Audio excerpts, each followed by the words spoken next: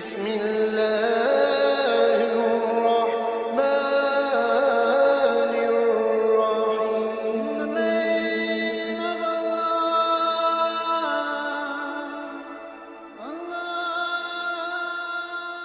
بسم اللہ الرحمن الرحیم.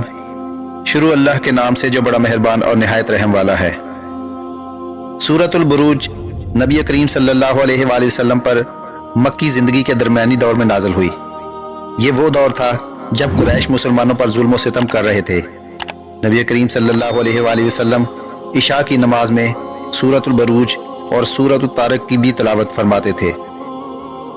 اس سورت کے آغاز میں اللہ تعالیٰ نے چند قسمیں کھا کر اصحاب الخدود یعنی خندقوں والوں کی ہلاکت کا اعلان کیا کہ ان کے لیے دنیا میں بھی سزا ہے اور آخرت میں بھی جہنم کا عذاب ہے.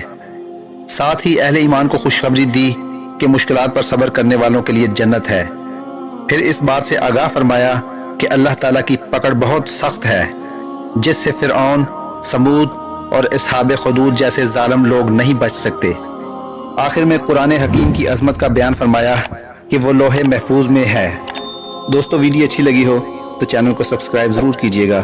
اللہ تعالیٰ آپ کا حامی و ناصر ہو.